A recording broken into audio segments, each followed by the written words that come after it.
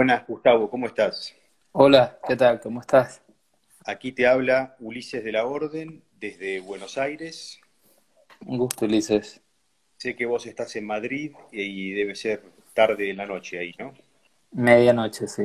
Medianoche. Bueno, estas conversaciones en vivo con directores, actrices, actores, productoras, etcétera, los hacemos siempre los domingos a las 19 horas, hora argentina. Hemos hablado con gente en Colombia, en Ecuador, en Chile, en México. Bueno, hoy nos toca con vos, que estás en Madrid. Gustavo es venezolano, es el director de La Familia, una película que a mí personalmente me pareció maravillosa, me pareció potente, me pareció que expresa exactamente eso que nosotros queremos contar cuando subimos material y películas nuevas a nuestro catálogo. Esto que decía yo recién, de alguna manera, ese cine que muchas veces queda en los márgenes y que para nosotros es nuestro centro, ¿no? Así que bueno, esto se trata de escucharte a vos, no de escucharme a mí. Así que contanos un poco, por favor, cómo fue el proceso de producción de La Familia. Bueno, el proceso de producción, Ulises, esto es una película que arranca desde mis cortos, en realidad. Es una consecución del trabajo que venía yo realizando en mi obra de corta duración. Yo hice un montón de cortos, realmente no es, no es usual. Entre los cortos escolares y profesionales debo haber llegado, no sé, a 11, 12 cortos. Y para el momento en que estaba haciéndolos, también había un buen momento en mi país en términos de fondos y cuestiones así, lo cual era posible levantar una película con relativa factibilidad, vamos a llamarlo, no lo voy a llamar factibilidad. Eh, pero bueno, yo estaba como muy esperando esa historia, que me llamara, esa historia que realmente se me hiciera necesaria contar. Si bien todos los cortos tenían cierto hilo, al menos los que escribía yo, porque redirigí otros escritos por otros, yo sí sentía que para hacer un largo tenía que tener una historia que yo supiera, que tuviera largo aliento, que yo sintiera que la necesitaba contar en una larga duración. Y sobre todo que necesitara, ¿no? Contarla. Un largometraje, en general, siempre es un proceso largo. En América Latina ya sabemos que puede realmente ser más extenso todavía. Y bueno, como dije de alguna manera el corto anterior fue Nostalgia y fue seleccionado en la competencia oficial de la Berlinale y eso como de alguna manera puso un piso muy sólido en esa película. Yo produzco desde mi productora La Pandilla con mi esposa Natalia y ahí lo que sí tuvimos muy claro es que queríamos darle una identidad, eh, un proyecto que se comunicara desde el comienzo con el mundo exterior. Para entonces tú podías hacer películas 100% venezolanas y nosotros pertenecíamos como a un grupo de trabajo que más bien estaba mirando cómo hacer que esas películas tuvieran un vínculo con el circuito internacional, tanto latinoamericano como europeo.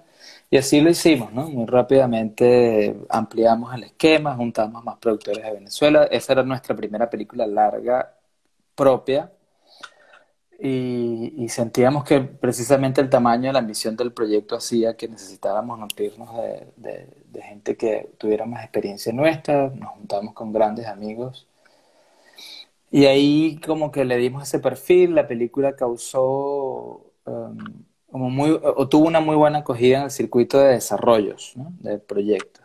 El proyecto. Rápidamente, sí, estuvimos en la residencia de Ibermedia aquí en España, ganamos un premio en Amiens en Francia, un premio de desarrollo, ganamos Ibermedia, estuvimos en Cannes, estuvimos en Berlín, o sea, el proyecto tuvo eh, como un impacto muy rápido y eso sumaba que, como dije, Venezuela estaba en un buen momento de financiamiento, es como que la película en cuestión de año y medio ya estaba eh, lista para Para producirse. producirse, sí, más que para rodarse, para producirse. Entonces, lo que sí hicimos nosotros con ese grupo de trabajo fue como darle esa identidad, eh, o pensamos que para que la película tuviera la identidad que nosotros queríamos, también el proyecto tenía que tenerlo, ¿no?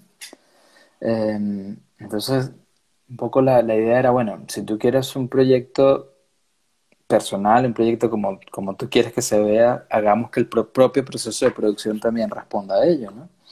Es decir, es muy usual esos equipos de producción que no importa el proyecto que les caiga, los hacen todos iguales. Y para mí eso hace que muchas películas se parezcan, porque se hicieron de la misma manera, ¿no? Si el proceso es bueno, el resultado puede ser bueno. Si el proceso tiene sus carencias, se van a ver reflejadas ahí, ¿no? Entonces, nosotros pusimos mucho empeño. Entonces, claro, eso hizo que toda esa búsqueda estuviera reflejada en el propio esquema de producción, cómo íbamos a fondearla, desde dónde, cuánto dinero necesitábamos, quiénes eran los aliados que queríamos. Y así fue, ¿no? Entonces, por supuesto que esas selecciones fueron muy fuertes. Entonces, claro, cuando llegamos a Berlín ya de alguna manera como que se suman aliados, los concretamos en Cannes y de ahí como que ya la película estaba en el fondo venezolano prácticamente aprobada.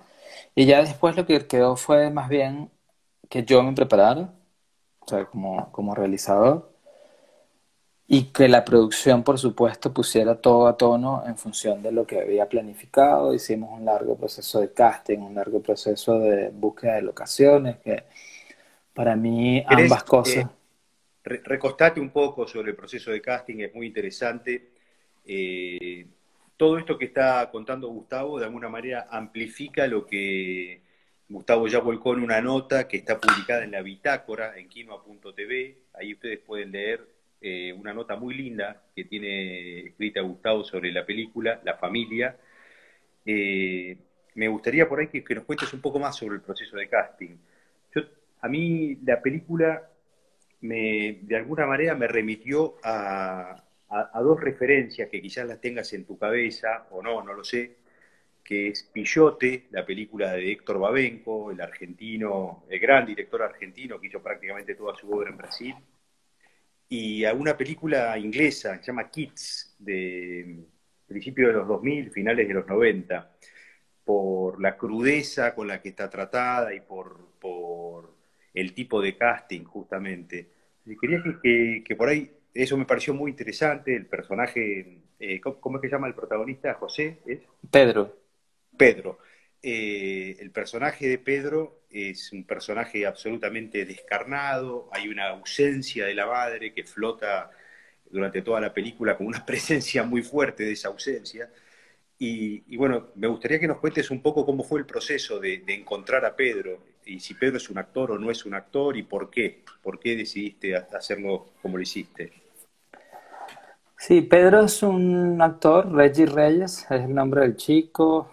Él es el resultado de un largo proceso de casting que duró alrededor de 5 meses con un equipo maravilloso que estuvo con nosotros, Tatiana Mao y Robert Calzadilla.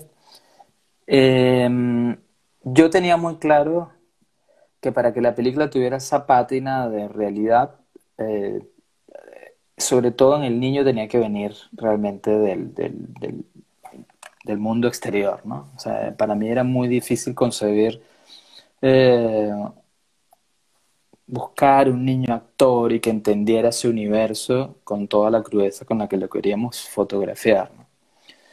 Y con el caso del padre, el adulto era al revés, ¿no? O sea, yo sabía, tenía clara como las exigencias que iba a haber en términos de la historia y el drama y la tensión que necesitaba y además yo había hecho ya en varios de mis cortos, era unir la experiencia de un actor con la espontaneidad y realidad que traía un actor, ¿no? Entonces, pero bueno, evidentemente para un largometraje todo es exponencial.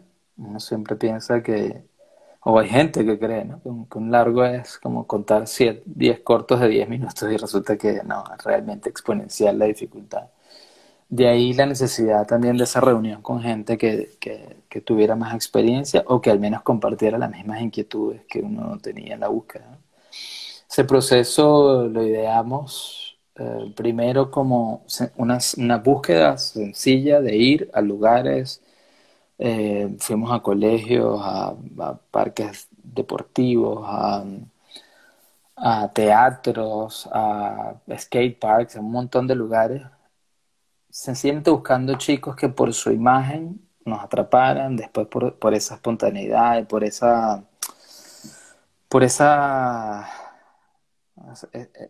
forma de conectarse con el mundo exterior. De esos 500 fuimos como filtrando y lo último que diseñamos fue hacer un taller de herramientas básicas de actuación, donde escogeríamos unos 20 chicos para invitarlos durante 6 semanas y de ahí escoger el protagonista.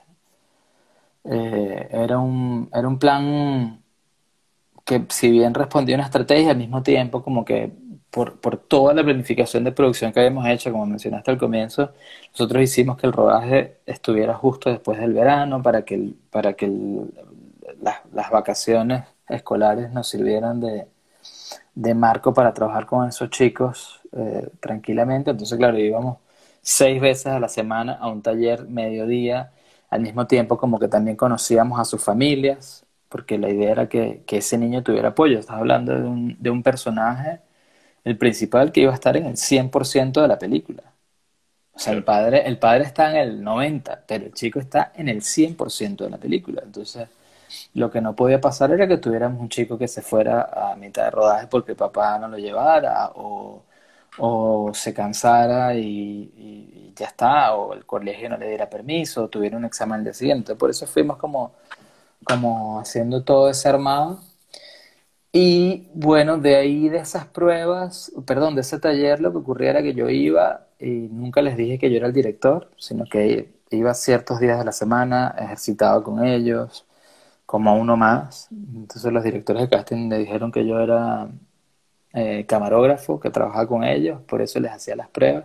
Entonces teníamos una cámara de video, entonces yo les hacía pruebas, ellos mismos se grababan Ujú. y así se fueron como filtrando, ¿no? Y lo que hicimos fue que en el taller, como manera de ejercicio, íbamos introduciendo las dinámicas de varias escenas, sobre todo esas escenas que había muchos niños y algunas escenas de conexión más íntima entre dos o tres personajes, ¿no? Entonces, yo tuve la confianza un poco a riesgo de que de ahí saldría el protagonista y tuvimos probablemente a 3 chicos, así como con posibilidad. Y faltando, no sé, una semana, una cosa así, yo hice una prueba de cámara y lo que ocurrió con Reggie fue como muy impactante. O sea, yo sabía que esta era una película donde la cámara iba a estar sobre los hombros de este chico, siempre muy cerca, muy respirando con él. Y bueno, lo primero que tiene que pasar es que aguante, ¿no? Estar frente a una lente un tiempo sostenido, no sé qué. Y recuerdo que esa prueba fue eso. O sea, yo parado con la cámara a 1 metro de distancia hasta que nos cansáramos alguno de los dos, ¿no? Y así iban cayendo, ¿no? Como naipes, ¿no? Porque era un ejercicio fuerte, incluso para mí también era fuerte. Y cuando llegué este chico, yo mismo me sorprendí. No solamente nunca bajó la mirada o lo que fuera delante de la cámara, sino lo que iba pasando en su rostro, en su expresión, en el propio cuerpo, es decir, cómo a medida que pasaban los minutos, su cuerpo iba cambiando en tensiones, en sus músculos, y eso fue como muy, muy impactante, y fue así como dijimos. O sea, yo volteé y miré a mis compañeros y le dije, yo creo que ya está, este es el chico que habíamos buscado, ¿no? O sea, y lo que hicimos fue que del resto del grupo salieron todos los demás personajes, o sea, Claro. que ya los habíamos, así como dijimos, este no funciona para este, tal, no sé qué, porque es para mí era una película además que lo físico era muy importante, ¿no? Es decir, no no desde lo estético propiamente, sino de esa capa de realidad y a la vez de misterio, ¿no? O sea, que esos cuerpos, en el caso de los chicos, unos cuerpos muy pequeños, muy de niños, te invitaran a querer verlos, ¿no? Entonces, había algo de eso, ¿no? De nosotros mismos decir, si nosotros nos atrae conocer a estos chicos, es porque algo está funcionando. Y al mismo tiempo, una vez seleccionado Reggie, él hizo una prueba con Giovanni, el otro protagonista, el otro actor, el actor adulto, y una Giovanni prueba es de Andrés, media hora. padre. Andrés el padre. Sí, hicimos una prueba de media hora, 40 minutos, los grabamos muchísimo, y ya después no se vieron más. O sea, hasta que se vieron quizás una prueba de vestuario y después arrancaron a rodar. Reggie no sabía que ya había arrancado la película. Como habíamos hecho tanto ejercicio y habíamos hecho tanto trabajo previo con cámara y tal, cuando empieza el rodaje, él lo que pensaba que era como una extensión del taller, como una nueva etapa, y resulta que ya estábamos rodando. Y bueno, digamos que esa relación que se construyó eh,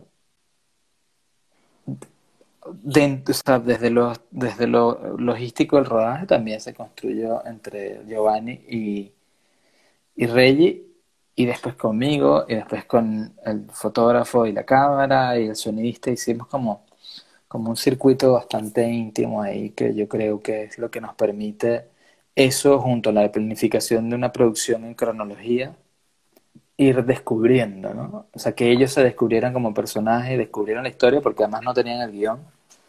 O sea, ellos iban, llegaban y filmaban lo que les decía que iban a filmar, ensayábamos muchísimo, hacíamos muchas tomas, pero digamos que ellos no tenían una concepción previa de la historia.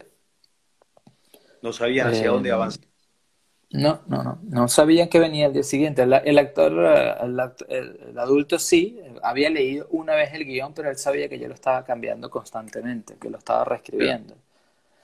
Entonces, digamos que él tenía como el espíritu de la historia y más o menos a grandes rasgos qué podía ocurrir, pero no sabía realmente escena tras escena que venía. Entonces no había una preparación previa. Entonces digamos que ese vértigo de alguna manera se le impregna a su personaje y el chico, bueno, desde su no conocimiento del lenguaje y de un proceso de rodaje, lo que hacía era Seguro. ir, estar y participar. Y ya fue. Cuánto tiempo les tomó el rodaje de la película? Solo el rodaje.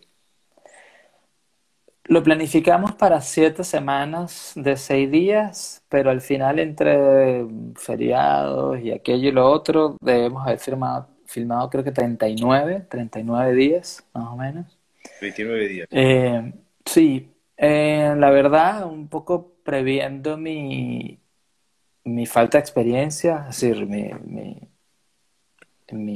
era ópera prima, al fin y al cabo, no importaba que yo hubiese rodado unos cuantos cortos y había rodado muchas cosas, también igual una película, y el nivel de autoexigencia era muy grande, entonces hicimos días muy pensados, había escenas complejas, o sea, digamos, había escenas que eran complejas o por el elemento emocional que tenían, o por el elemento técnico, hay mucho plano secuencia dentro de la escena, dentro de la película. Eh, Eran locaciones complejas por diversas razones, ¿no? Es decir, o por la característica en sí, bueno, la primera parte de la historia sucede en un lugar muy peligroso y había que cortar dinámicas y tal, no sé qué.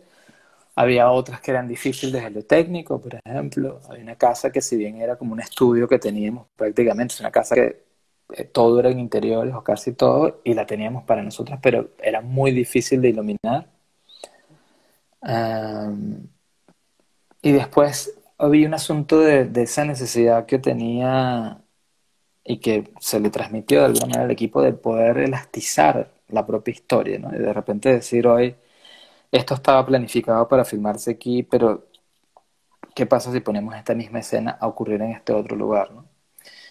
Y eso en algún momento podía ser complicado, bastante difícil, pero creo que gracias al equipo de producción que teníamos realmente fue una experiencia muy, más allá de lo compleja, muy, muy rica y muy dinámica, ¿no? Donde la creatividad creo que nos tenía exigidos a todos, ¿no?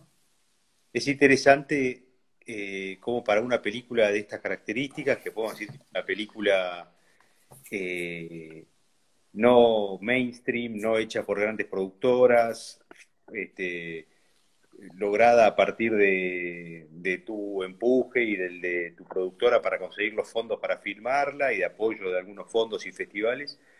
Sin embargo, el trabajo de preparación previo al rodaje es gigantesco, ¿no?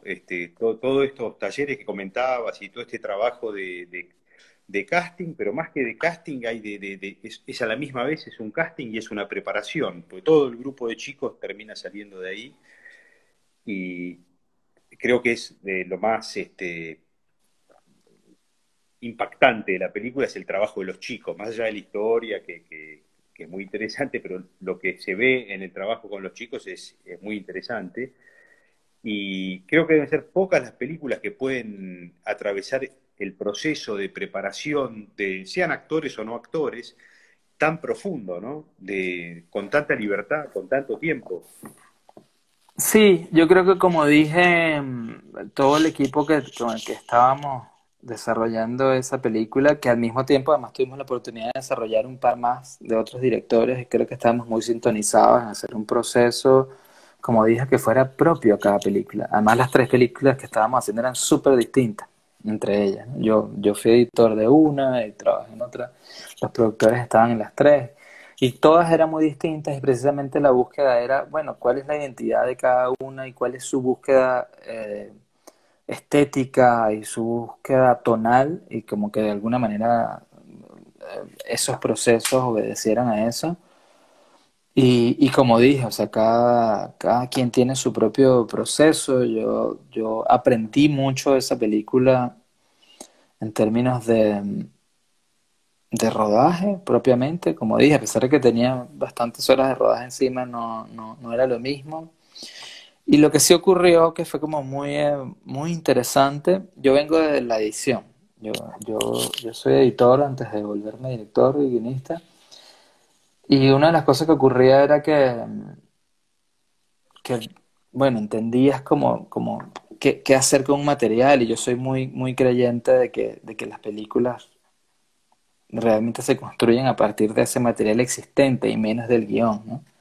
O sea, yo cuando edito leo el guión quizás una o dos veces y realmente después me concentro en lo que están en los materiales, absolutamente todo, ¿no? Y una de las cosas que pasó con la familia rodándola es que era como que desde esa visión también de edición era ver lo que estaba pasando frente a la cámara, en los ensayos o ya rodándolas en un monitor. Y hasta que yo no sentía que esas escenas, yo me las creía y sentía lo que estaba ocurriendo y que tenían el ritmo que queríamos y todo aquello, no las soltábamos, ¿no? De ahí la cuestión de a veces de hacer escenas de 25 tomas. O sea, probablemente el promedio haya sido de 10 tomas, que es un montón, ¿no? Eh, pero eso tenía su razón de ser también. Por ejemplo, en cierto momento descubrimos que Reggie, el chico, no ensayaba con la misma intensidad hasta que la cámara no estaba enfrente. Incluso cuando la cámara no estaba encendida. O sea, llegó a aprender eso, ¿no? Entonces al final Claro, era como que ensayábamos con cámara y por eso también podíamos llegar a una toma 20, qué sé yo, así. Y era una mancomunión de cosas, es decir, como dije, la película tiene su complejidad narrativa visualmente, entonces era, claro, era ritmo, seguir, que lo que estaba pasando adentro, que los dos actores estuvieran donde tenían que estar, las líneas. Entonces, piensa tú que son unos actores que se venían a aprender los diálogos esa mañana o esa tarde. Entonces, digamos, es una exigencia para todos los que estamos, así como para un equipo de producción que le estás diciendo, necesito más horas, o lo que iba a filmar aquí lo quiero filmar aquí, o ese ruido que está sucediendo en un edificio monobloc donde hay cientos de familias. ¿Cómo hacemos? O exacto. sea, digamos, era difícil para todo el mundo, ¿no? Pero bueno, yo creo que en esto se sufre y se sufre para contar lo que uno quiere, con lo que uno quiere emocionar, ¿no? Hay en la película, como yo comentaba antes, y creo que vos sos perfectamente consciente de eso, una presencia muy fuerte de esa madre ausente, ¿no? Sin embargo, no se habla tanto, no se lo menciona tanto, pero permanentemente falta la madre, ¿no? Y, y eso, no sé si por eso o por propia decisión tuya, supongo, al construir la película, todo el tiempo orbita sobre una profunda soledad y desamparo, ¿no? Está este padre con su hijo están totalmente desamparados. Y esto va hacia una pregunta de ¿qué te vincula a vos con Venezuela? ¿Qué te vincula a vos con esta historia? ¿Hay algo en esta historia que te cuenta un poco una mirada sobre el país? Sí, yo creo que todo. Uno de mis trabajos más densos durante el proceso de guión era ese, ¿no? Era como de alguna manera metaforizar parte de las sensaciones que yo tenía con respecto a mi país en esa historia. Y de alguna manera la ausencia de la madre es un poco esa idea de cierto abandono que muchos sentimos de nuestro país, y así no haya sido un abandono voluntario, pero que eso deja un vacío bastante marcado en lo que somos y de alguna manera determina en cómo nos paramos ante el mundo y cuál es la visión con la que enfrentamos lo que nos sucede día a día, ¿no? Entonces, esa madre para mí era eso, es decir, eso desde lo, como dije, desde lo metafórico, ¿no? Desde lo alegórico, diría. Pero al mismo tiempo tiene una parte más pragmática también. Es decir, Venezuela, o al menos yo vengo de una familia muy levantada por mujeres. Es decir, es como muy, al menos de mi país, esa cosa de la madre que levantó hijos, nietos, los sobrinos, el primo de aquello, y de repente ves una mujer que te dice, bueno, esta mujer levantó a 14 personas ella sola con 2 trabajos y 3 horas, y resulta que bueno, es un poco la experiencia de mi familia, ¿no? Entonces, y hay grandes películas muy buenas sobre las madres, ¿no? Y digamos que la figura naturalmente ausente es el padre. Y es el efecto, hay grandes películas, hay grandes obras literarias al respecto.